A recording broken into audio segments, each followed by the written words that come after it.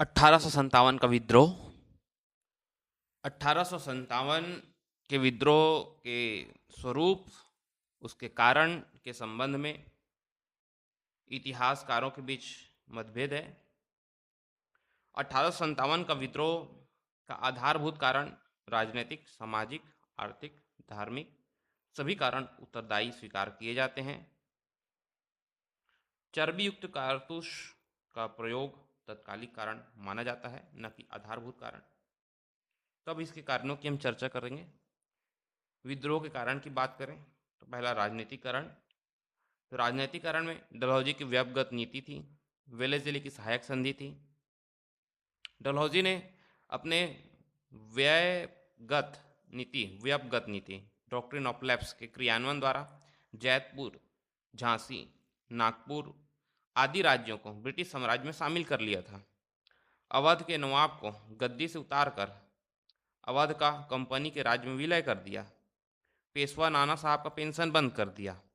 तो ये सब कारण जो है राजनीतिक असंतोष को जन्म दिया, व्यापक असंतोष को जन्म दिया। मुगल बादशाह का भी अपमान किया उसने, तो ये भी कारण बना विद्रोह का। इसके साथ ही प्रशासनिक कारण भी थे।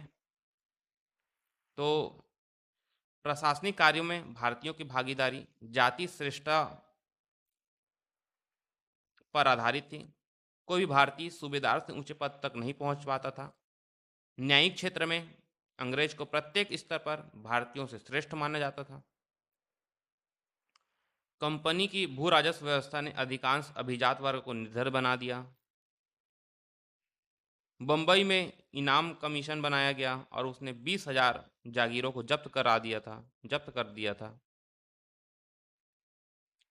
स्थायी बंदोबस्त, रैयतवाड़ी व्यवस्था, महालवाड़ी व्यवस्था द्वारा किसानों का अभूतपूर्व शोषण हुआ और वे निर्धनता के निम्न बिंदु तक पहुंच गए थे। धार्मिक कारण की बात करें तो अंग्रेजी प्रशासन के सुधारवादी उत्साह के अंतर्गत पारंपरिक भारतीय प्रणाली और संस्कृति संकटग्रस्त स्थिति पहुंच चुकी थी, जिससे रूढ़िवादी वर्ग असंतुष्ट हो गया। ईसाई धर्म का प्रचार भी भारतीयों के असंतोष को उभार रहा था। 1856 के धार्मिक निरयुक्ता अधिनियम रिलीजियस डिसेबिलिटी द्वारा ईसाई धर्म अंगीकार करने वाले व्यक्तियों को अपने पैतृक संपत्ति का अधिकारी स्वीकार किया गया था और साथ ही उन्हें नौकरी में पदोन्नति, प्रोन्नति, शिक्षण संस्थाओं में प्रवेश का लोभ दिया गया और इस नीति से भारतीयों में व्यापक असंतोष पैदा हुआ। कंपनी के नियंत्रण मंडल बोर्ड ऑफ कंट्रोल के अध्यक्ष मैंगल्स 1857 में ब्रिटिश संसद में ये व्यक्त किया था कि ईश्वर ने भारत का विशाल साम्राज्य अंग्रेजों को ईसा मसीह की विजय पताका को एक छोर से दूसरे छोर तक फहराने के लिए दिया है। प्रत्येक अंग्रेज को अपनी पूरी शक्ति को इस कार्य में लगा देना चाहिए ताकि सारे भारत को ईसाई बनाया जा सके। ये किसका स्टेटमेंट है? बोर्ड ऑफ कंट्रोल के अध्यक्ष मैंगल्स का 1857 में बोलता है। 1857 के विद्रोह के प्रमुख कारण आर्थिक पहलू में थे। भारत में अंग्रेजी साम्राज्य का सबसे बड़ा अभिशाप था देश का आर्थिक शोषण। प्लासी के युद्ध के बाद निरंतर शोषण होता रहा। जनमानस में व्यापक असंतोष पनप रहा था। पारंपरिक आर्थिक ढांचा नष्ट कर दिया गया। किसान, दस्तकार, हस्तशिल्पकार ये सब बड़ी संख्या में दरिद्रता के शिकार हो गए। जमींदारों किसानों का उत्पीड़न और उनसे बड़ी मात्रा में धन की उगाही करते थे और ये वो कारण थे जिन्होंने असंतोष को व्यापक बनाया और विद्रोह की पृष्ठभूमि तैयार हुई। और सैनिक कारणों की बात करें तो अंग्रेजी सेना में कार्यरत भारतीय सैनिकों की पदोन्नति के अवसर नगण्य थे। पदोन्नति से वंचित, वेतन की न्यून मात्रा, भारत की सीमाओं के बाहर युद्ध के लिए भेजा जाना, समुद्र पार करना आदि अनेक कारण थे जिसे भारतीय सैनिक समुदाय असंतुष्ट थे। वे विद्रोह के लिए विवश हो गए थे। चर्बी लगे कारतूसों के प्रयोग ने 1857 के विद्रोह का तत्कालिक कारण स्वीकार किया जाता है। और ऐसे वातावरण में जब असंतोष उभर रहा था, कैनिन की दो घोषणाओं ने अग्नि में घी डालने का काम कर दिया। सेना में नए रंग रूटों के लिए समुद्र पार के ब्रिटिश प्रदेशों में सेवा करना अनिवार्य कर दिया गया और भारतीय सैनिक समुद्र पार करना धर्म के विरुद्ध मानते थे। दूसरा था सैनिकों को ऐसा कारतूस के लिए प्रयोग करने के लिए विवश किया जिसमें गाय और सुअर की चर्बी मिली थी।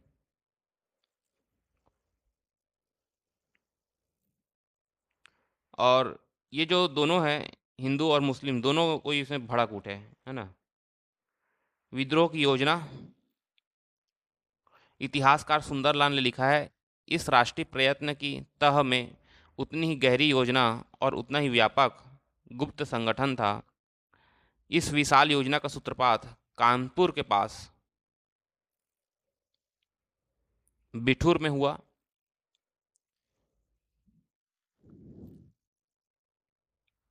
अजीमुल्ला ने बिठूर कानपुर में नाना साहब के साथ मिलकर विद्रोह की योजना को अंतिम रूप दिया और 31 मई 1857 को क्रांति का दिन निश्चित किया गया। क्रांति के प्रतीक के रूप में कमल और रोटी को चुना गया। कमल के फूल को उन सभी सैन्य टुकड़ियों तक पहुंचाया गया जो विद्रोह में शामिल थे। रोटी को एक गांव चौकीदार दूसरे गांव तक पहुंचाता था।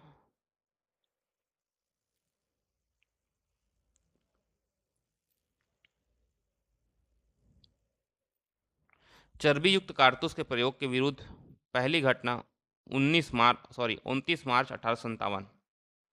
चर्बी युक्त कारतूस के प्रयोग के विरुद्ध पहली घटना 29 मार्च 1857 को बैरकपुर की छावनी में घटित हुई, जहां मंगल पांडे सिपाही ने चर्बी युक्त कारतूस के प्रयोग को इनकार कर दिया और अपने अधिकारी लेफ्टिनेंट बाग, लेफ्टिनेंट जनरल हौसन हौसन की हत्या कर दी और उसको फांसी दे दी गई फिर तत्काल 8 अप्रैल को। विद्रोह की व्यापकता, तो भारतीय स्वतंत्रता संग्राम की प्रथम घटना या प्रथम सशस्त्र विद्रोह मेरठ की छावनी से प्रारंभ होकर पैदल टुकड़ी ने चर्बी वाले युक्त कारतूस के प्रयोग को इनकार कर दिया। विद्रोहियों ने उच्च अधिकारियों की हत्या कर दी और दिल्ली की ओर प्रस्थान किया। 11 मई 1857 को विद्रोहियों ने दिल्ली पर अधिकार कर लिया। मुगल बहादुर शाह द्वितीय को भारत का सम्राट और विद्रोह का नेता घोषित कर दिया और शीघ्र ही इस विद्रोह ने कानपुर, लखनऊ, बरेली, जगदीशपुर, झांसी, अलीगढ़, रुहेलखंड, इलाहाबाद, फैजाबाद, ग्वालियर को अपने लपेट में ले लिया। कानपुर में नाना साहब ने विद्रोह का नेतृत्व किया और उसका सहायक तात्या टोपे था। नाना साहब पराजित होकर नेपाल चला गया। दिल्ली में 82 वर्षीय बादशाह बहादुर शाह ने बख्त खां के सहयोग से नेतृत्व किया विद्रोह का और हडसन के समक्ष 20 सितंबर 1857 को बहादुर शाह द्वितीय ने समर्पण कर दिया अंग्रेजों को और उसे रंगून में निर्वासित कर दिया गया और वहीं उसकी मृत्यु हो गई। लखनऊ में बेगम हजरत महल ने अपने अल्पायु पुत्र बिरजिस कादिर को नवाब घोषित किया। लखनऊ के बाद बेगम हजरत महल ने मौलवी अहमदुल्ला के साथ शाहजहांपुर में विद्रोह का नेतृत्व किया, जहां पराजित हुई और नेपाल पलायन कर गई। झांसी में रानी लक्ष्मीबाई के नेतृत्व में विद्रोह का नेतृत्व हुआ। रानी ने अंग्रेजों के विरुद्ध डटकर संघर्ष किया ग्वालियर में तात्या टोपे ने मिलकर लड़ाई लड़ी और रानी लक्ष्मीबाई अंग्रेज जनरल ह्यूरोज से लड़ते हुए वीर गति प्राप्त हुई। और उसमें अंग्रेज जनरल ह्यूरोज ने कहा है, भारतीय क्रांतिकारियों में यहाँ सोई हुई औरत अकेली मर्द है। तात्या टोपे मूल नाम रामचंद्र पांडुरंग था।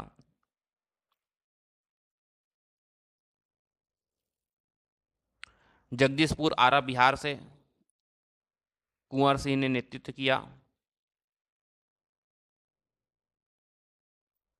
फैजाबाद से मौलवी अहमदुल्ला ने नेतृत्व किया। उसने कहा, सभी लोग अंग्रेज काफिरों के विरुद्ध खड़े हो जाओ और इन सब को भारत से बाहर खदेड़ दो।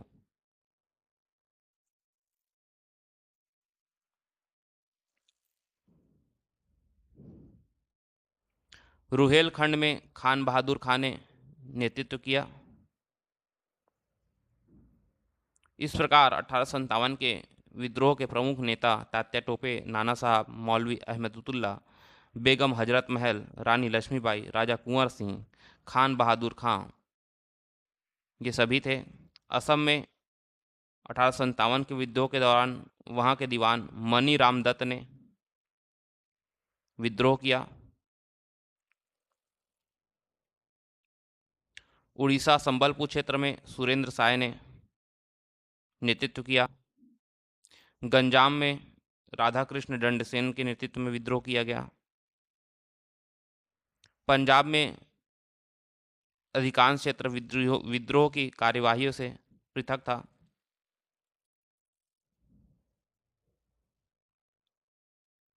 कुल्लू में राणा प्रताप सिंह, वीर सिंह ने विद्रोह किया। दक्षिण भारत अपेक्षाकृत शांत था। केवल सतारा और कोल्हापुर में विद्रोह के प्रभाव देखे गए। सतारा में रंगजी बापूजी ने विद्रोह का नेतृत्व किया।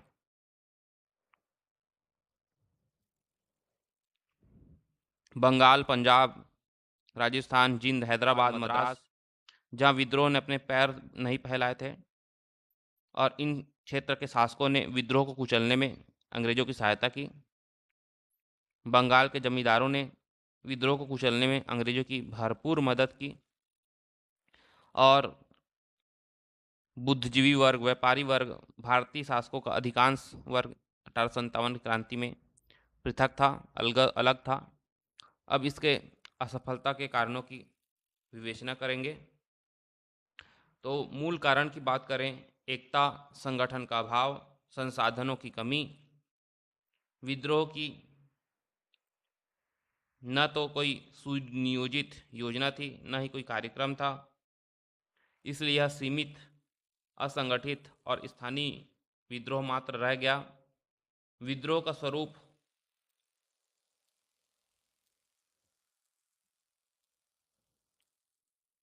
विद्रोह के स्वरूप में एकता नहीं थी, एकरूपता नहीं थी।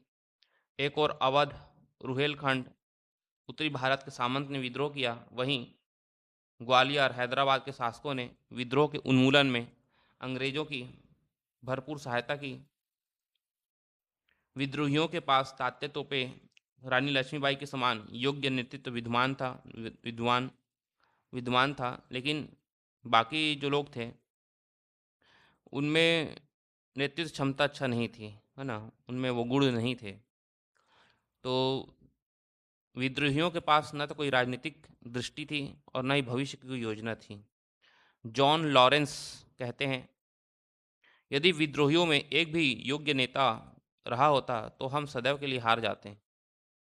1857 के विद्रोह की उपलब्धि इस तथ्य में स्वीकार की जानी चाहिए, किसी ऐतिहासिक घटना का महत्व उसकी तात्कालिक उपलब्धि तक सीमित नहीं रहता।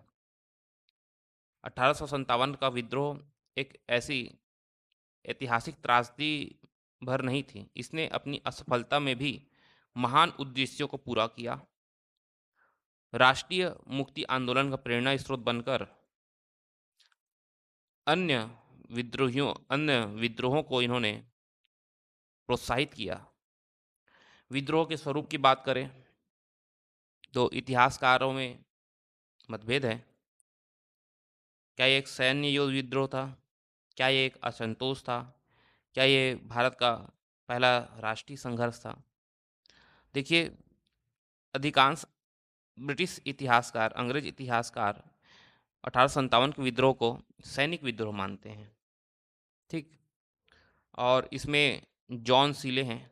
तो सीले बोलता है कि यह विद्रोह पूर्णतः देशभक्ति से रहित स्वार्थपूर्ण सैनिक विद्रोह था, जिसका कोई नेतृत्व नहीं था, न ही जन समर्थन था, ऐसा बोलता है। ये अंग्रेज लोग मानते हैं। ठीक, लेकिन हम इसको नहीं मानेंगे। मैं मानूंगा सावरकर को। 1908 में वीडी सावरकर ने विनायक दामोदर सावरकर के first war of independence, Bharat का पहला स्वतंत्रता संग्राम पुस्तक ने इस धारणा को जन्म दिया कि 1857 का विद्रोह एक सुनियोजित राष्ट्रीय स्वतंत्रता संग्राम था। और इस मत में सहमति व्यक्त करते हुए एस.एन. सेन ने अपनी पुस्तक 1857 में लिखा है, जो कुछ धर्म के लिए लड़ाई के रूप में शुरू हुआ वह स्वतंत्रता संग्राम के रूप में समाप्त हुआ। सावरकर और सेन के विचारों के प्रति पूर्ण असहमति व्यक्त करते हुए आर.सी. मजूमदार ने लिखा है, तथाकथित प्रथम राष्ट्रीय संग्राम न तो पहला, न ही राष्ट्रीय और न ही स्वतंत्रता संग्राम था। निसंदेह अंग्रेजों के विरुद्ध युद्ध किसी राष्ट्रवाद की भावना से प्रेरित नहीं था, क्योंकि 1857 में भारत राजनीतिक दृष्टि से एक राष्ट्र ही था, राष्ट्र था ही नहीं, है ना। वो तो अलग अलग खंडों में बटा हुआ था। कुल मिलाकर बात करें तो मध्यकालीन व्यवस्था के विघटन की प्रक्रिया को रोकने और विगत स्थिति की पुनर्स्थापना के लिए अंतिम प्रयास था।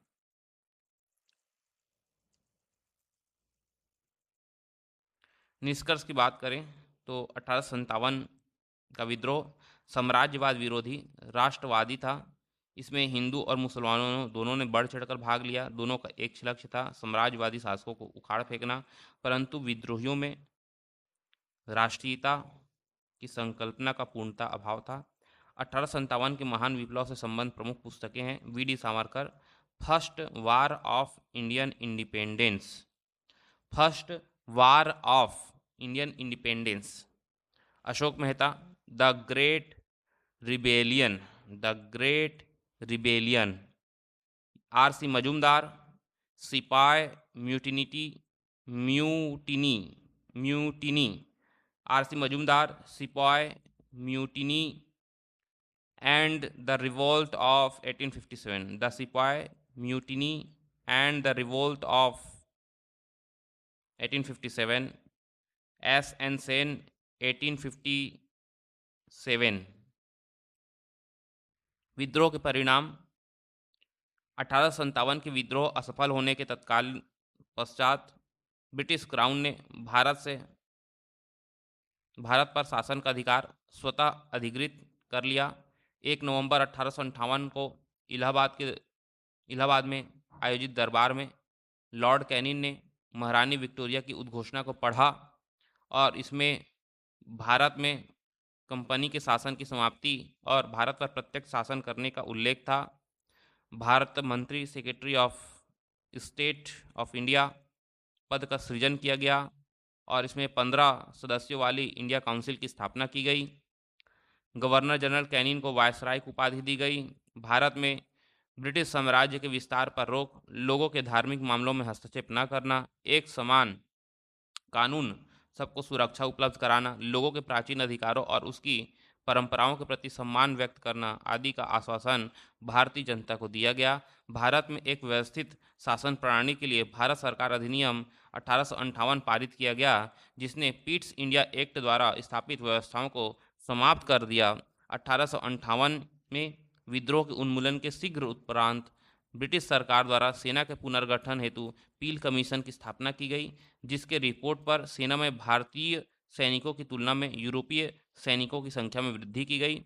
सैनिकों की भर्ती हेतु रॉयल कमीशन बनाया, जिसने फूट डालो और राज्य करो की नीति के अनुसार सेना के रेजिमेंटों को जाति, संप्रदाय और धर्म के आधार पर विभाजित कर दिया।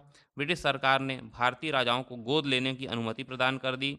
शीघ्र ही शासन में सुधारों की प्रक्रिया तीव्र बनाने के लिए कैनिंग के काल में 1861 में इंडियन काउंसिल एक्ट 1861 और इंडियन सिविल सर्विस एक्ट पारित किया गया। तो ये सब अपने को याद रखना है। अब हम 1857 के विद्रोह के प्रमुख केंद्र और नेता की बात कर लेते हैं। तो दिल्ली में बहादुर शाह जफर बख्त खान नेतृत्व कर रहे थे। कानपुर में नाना साहब तात्या टोपे, लखनऊ में बेगम हजरत महल और बिरजिस कादिर, झांसी में रानी लक्ष्मीबाई, जगदीशपुर में कुंवर सिंह, फैजाबाद में मौलवी अहमदुल्ला अहमदुल्ला, इलाहाबाद में लियाकत अली और बरेली में खान बहादुर ने नेतृत्व किया। ये अपने को याद रखना है। अन्य विद्रोहों की भी हम चर्चा करेंगे।